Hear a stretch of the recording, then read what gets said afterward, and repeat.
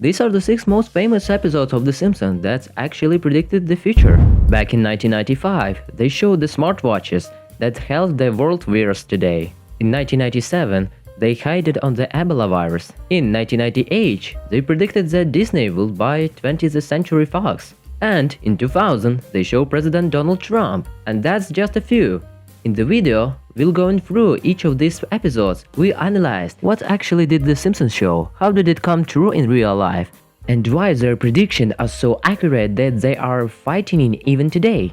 We will start with the episode called Bart in the Future, even developed of the year 2000, where Bart sees in the future in reality. 30 years later, he is miserable loser living with Ralph and performing in the rock band, and Lisa is the first female president of the USA. The episode begins with the fact that the Simpsons family decided to have a joint vacation and go to the lake. But instead of the fun, a real nightmare awaits them. The park is abandoned, the crowds are angry, a mosquito attacks them from all sides, and vacation turned into a disaster, and they are forced to leave. On the way home, they see an Indian casino and decided to take a look inside. Bart, as always, is looking for adventure and tries to sneak in, but is catched by the casino managers. Instead of kicking him out, the manager decided to show Bart his future. And here we transfer it to the year 2013. Bart is already 14 and he's far from a successful adult. He never graduated from university, has no stable job, and lives without any ambitions. His life is complete chaos. He sleeps in an apartment with Ralph Wiggum. Yes, the same Ralph who ate the glue at school. As they even create a musical group with the strange name, To Kill a Mockingbird. The problem is that the band is not going anywhere. Their whole career look like a child's play, and all the bills are paid by Ralph, who is fed up with Bart's irresponsibility. At that moment, a hologram comes to them from Nelson Muntz, who becomes the owner of the nightclub. He offers our idlers a job to play for one evening by paying with one popcorn. Andy with the face, Shifas, which during the series became a common brand of Faravel. Having no equipment, Bart decided to visit his parents to extort money for them, but they refused him, and Bart decided to ask Flanders for money. Usually, Flanders only sees the good in people, but this time he sees nothing at all, and Bart uses it. Tension rises when Bart crashes a gig by ripping off Jimmy Buffett's song, and their band chances are finally gone. Ralph begins to speak bluntly. Bart needs to get on with his life. Meanwhile, we see another side of the future. Lisa Simpson is now the president of the United States. He made history as first female president, and although it sounds like a dream, the situation is actually very complicated. The country is in a deep crisis. America is mired in debt. The economy is barely afloat. Government programs like free breakfast and night basketball were supposed to help children, but the result was a generation of exhausted but super-strong teenagers who flood the street and raises the crime rate. In Lisa's teams, we see familiar characters. Milhouse working her administration and, as always, is madly in love with Lisa. And Kearney, from the former schooly bully turned secret service agent who protects the president. Bart, not finding a better way out, decided to use his sister. He breaks into the White House and starts making a mess there. And, a little later, even worse, Ralph flies there in the military helicopter Marine One, and together they turn the presidential residence into a chess. At the same time, Homer is so fascinated by the search for a Lincoln treasure that, regardless of the consequences, he looks for it anywhere, and surprisingly, after digging through almost the entire White House, he still finds the treasure, which turned out to be only a leaf with a pathetic metaphor, and Homer realized that it was a hoax. During an important speech, when Lisa tried to announce a tax increase, Bart literally interrupts the broadcast, accidentally forcing her sister to tell the true life. Her rating drops sharply, and the situation becomes critical.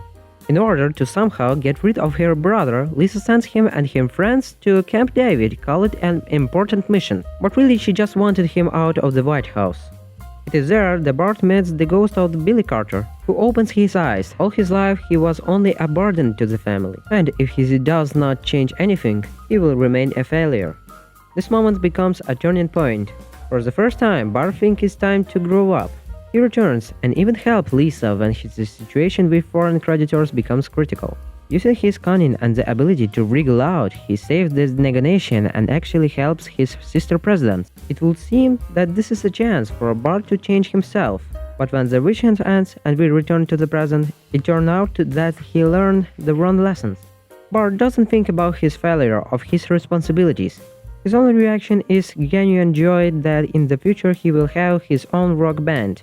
Lisa's presidency does not interest him at all. We move on to the next episode called When You Dish Open the Star, where the Simpsons family goes to the Springfield Lake. There they take a motorboat and ride Homer on water skis, but physics take its toll. The rope does not support Homer rates. As a result, when Marge accelerates the boat in the maximum, the rope breaks and Homer flies into the air. Flies at breakneck speed far beyond the lake, and the best tradition of the animated series, fall right through the roof of the luxurious house.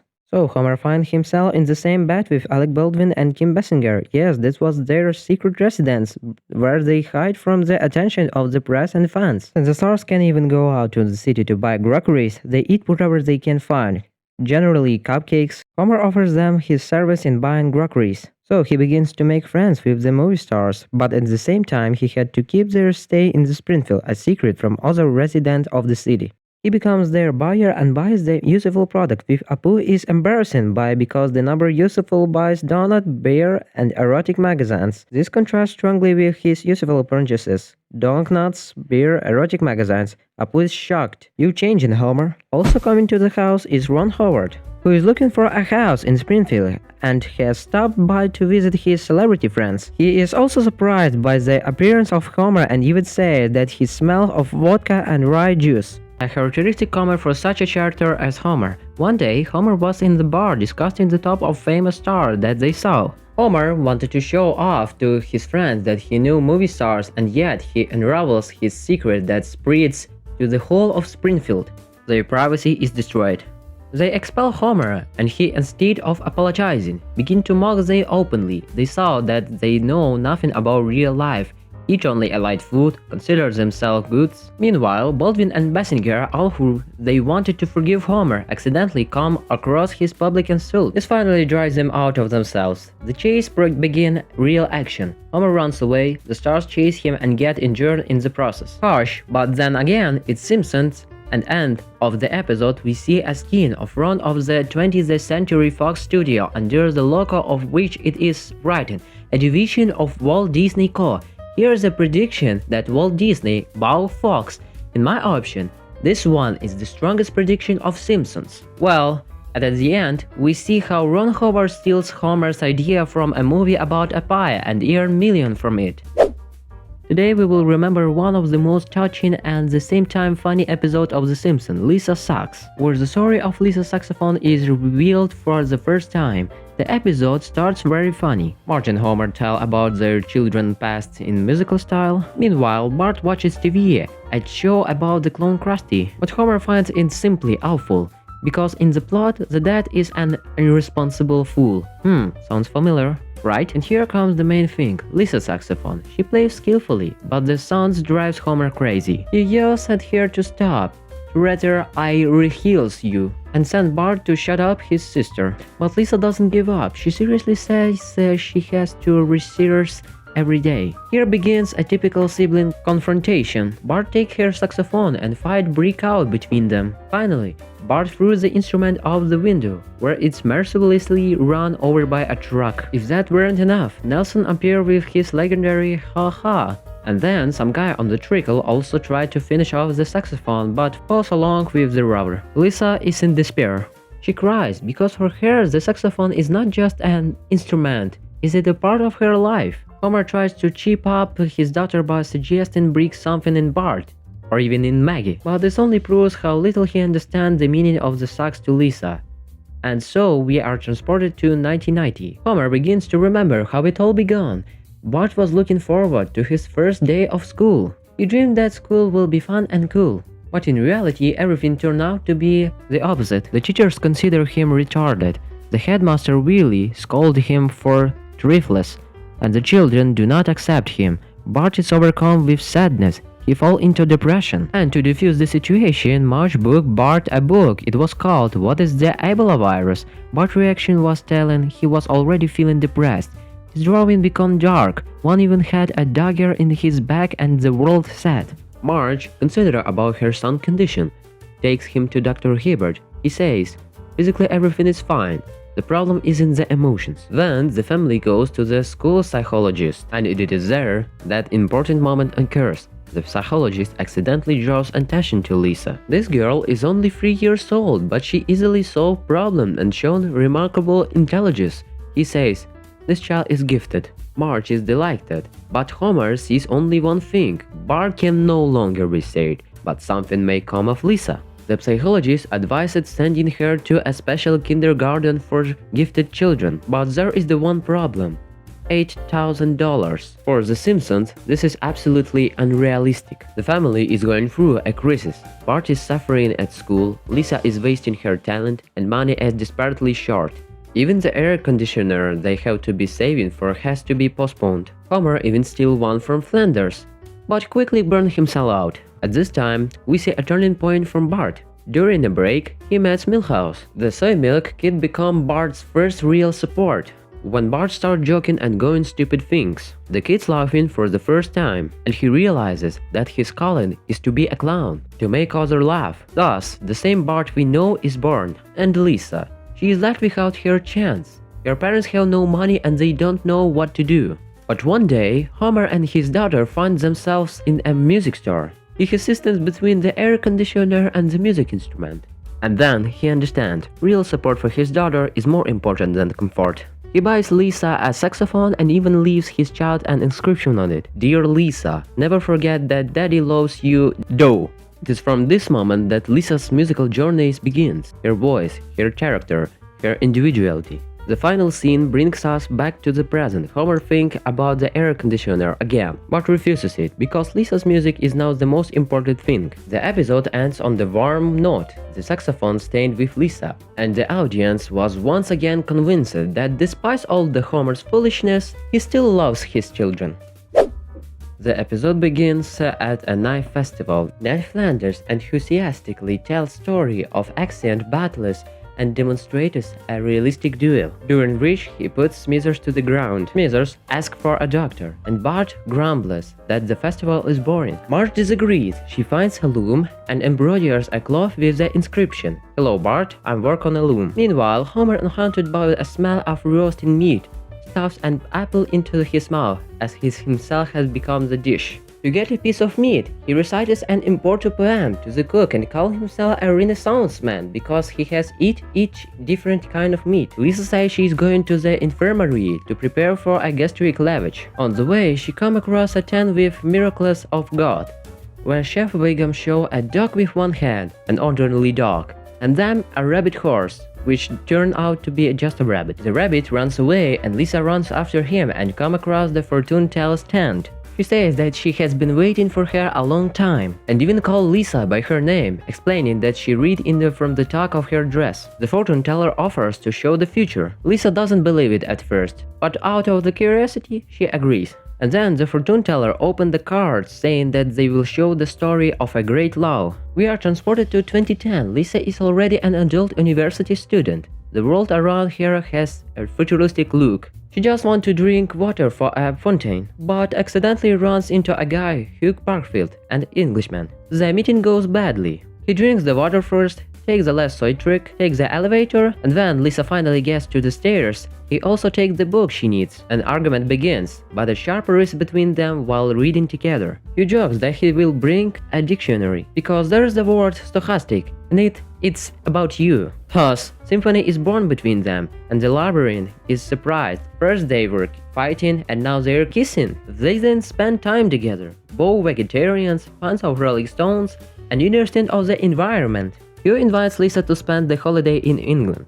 at the family castle of Parkfield. She agrees, asking if they serve vegetarian food there. Hugh says, of course. In England, Lisa meets his parents. They are slightly arrogant but polite. Her father is sarcastic and Lisa laughs politically, which makes a good impression. She admires the old house, the painting, the fireworks, and Hugh promises to her during the fireworks, first via a sign, and then even via a smartwatch from where a cow flies out with the inscription, "Marry me." Lisa agrees. She calls Marge to share the news. Marge promises to keep Homer in check, but crosses her fingers. Homer, Bart, and even Milhouse react to the news in their own ways. Milhouse, who now works on the power plant with Homer, remembers his youthful crush in Lisa and cries. Marge, due to a court order, doesn't even let Homer organize the wedding. Meanwhile, Invitations are coming in, even Smithers is getting them, and Mr. Burns is in the capsule after being stable 17 times and hasn't fully traveled out yet. Lisa and Hugh arrive in Springfield.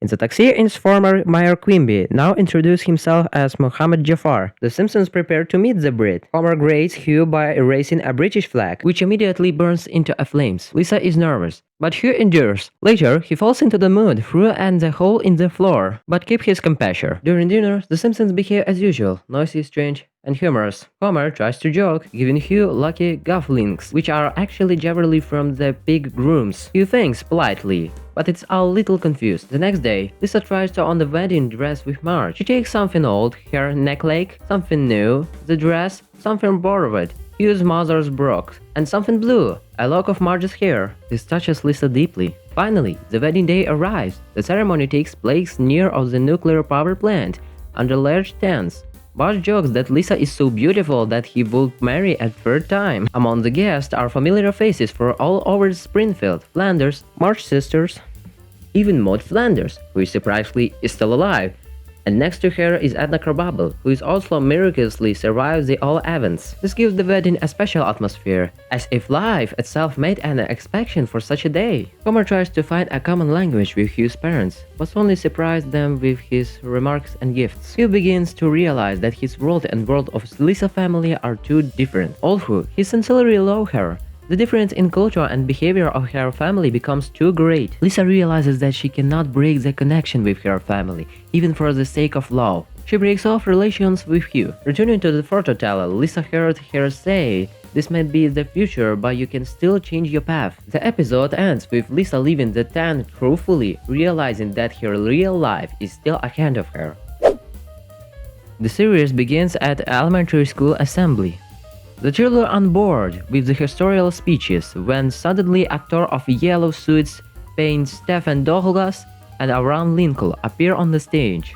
They declare that they have to discard political issues that cornered the people. The kids are outraged, something shoots, stop it, and the actor playing Lincoln makes an offhand joke about "I always share a bed with men, it was the norm," to which Jimbo responds with irony. The scene quickly dispenses into a chase, with the actor being pelted with crumbled paper, leftover food, and even Milhouse. Douglas tried to contain the situation, but ended with hiding behind a press conference table, and the Lincoln actor lose control and start hitting their children. A newspaper handle in the Daily 14 Graden shown Lincoln choking Bart. Cookdora calls for calm, holding a steak knife. Other headlines report that Top Hat deposit cancelled, and that Inspector Chalmers is going to yell at Skinner because the kids don't have enough respect. Chalmers announces "Who do you respect?" contest with a college scholarship as the prize. Skinner complains that the school doesn't have money for prize, but Chalmers insists that they find a sponsor. Skinner then dresses up in a sandwich costume and announces that the cafeteria will serve delicious sandwiches.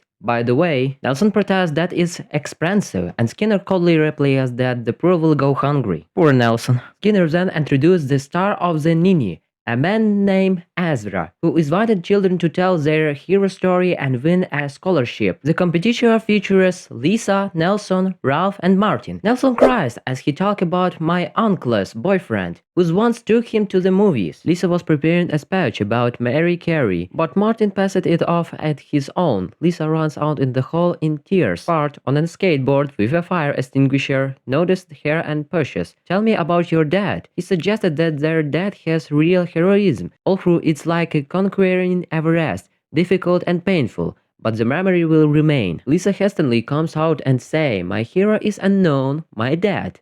She says that her father worked a second shift to buy her a pony, and thanks to his sacrifice he now playing the saxophone.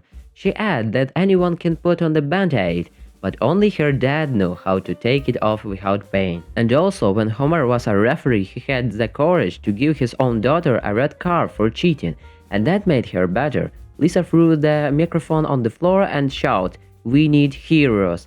The audience is moved.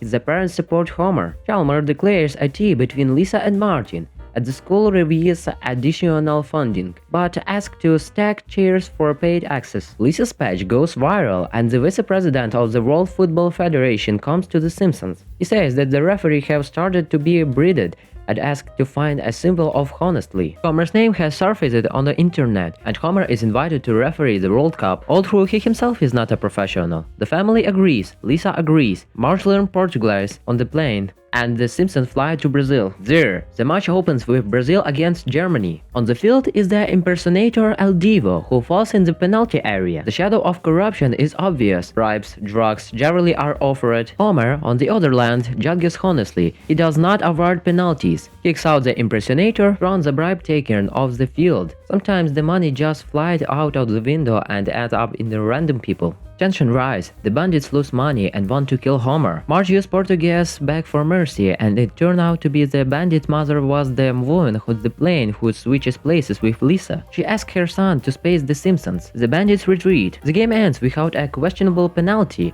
Thanks to Homer honestly, Germany scores and wins. The family then visits the El Divo cemetery, swims the Amazons, and relaxes and sees a new Krusty Burger man building somewhere in the jungle. Krusty catches monkeys, and the monkey assistant orders them to deal with the clown. The episode ends there. The next episode, Homer and Ned Haley Mary Pass, 25, begins with a typical Simpsons scene where the mundiness of Springfield once again turns into absurdity. The family goes to a city park, which turned out to be not a place to relax, but a real garbage dump. Lisa remembers how they once loved this park, but now it's the symbol of the city's decline. Homer, in his usual style, just grumbles that there isn't even any beer. The situation is interrupted by the appearance of crazy woman with cats, who surprisingly speak human language. She admits that thanks to the physiotropic drugs she has moment of the insight, but at a moment she falls into a frenzy again and starts throwing cats. It is at this moment that Marge comes up with the idea of saving the park by organizing a charity carnival. But as often happens, other female activists have already beaten her to it. Local businessmen are putting up their wares at an auction, and Homer with only $100 decided to take a chance with them. He bets on a video camera, but Flanders beats him, adding only 50 cents. The camera goes to Ned, and Homer, in a rage, literally cheers up his money, a typical gesture of his helplessness. To make up for his defeat, he goes to an amusement park where he wins a teddy bear, which Bart immediately mosques. A competition between father and son ensues,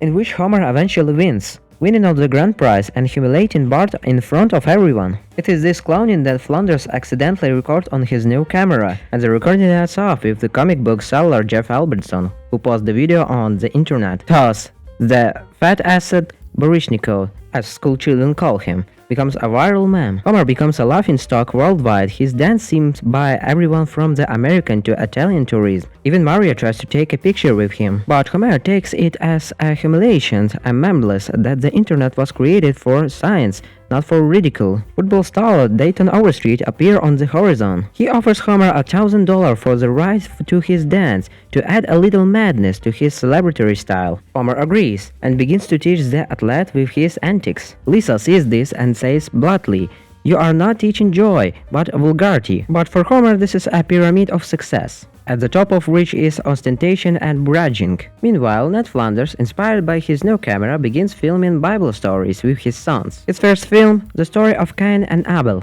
turned out to be too violent even for the church. In the scene, Cain kills his brother with bloody realism, and Flanders himself plays the devil, insect flying out of his mouth. Marge is shocked, but the other townspeople are delighted. Even Mr. Burns sees this as potential moneymaker. Flanders' second film, Fables of the Old Testament, is even a bloodier. A whole spitting out a fountain of blood. Solomon cutting a baby in half. Marge finally can't stand up it anymore. She starts a boycott of Mr. Burns, who finances these films. Together with Lenny, Carl and Mo, they propose replacing nuclear energy with solar, wind and hydroelectric power. Burns, unable to withstand public pleasure, gives up.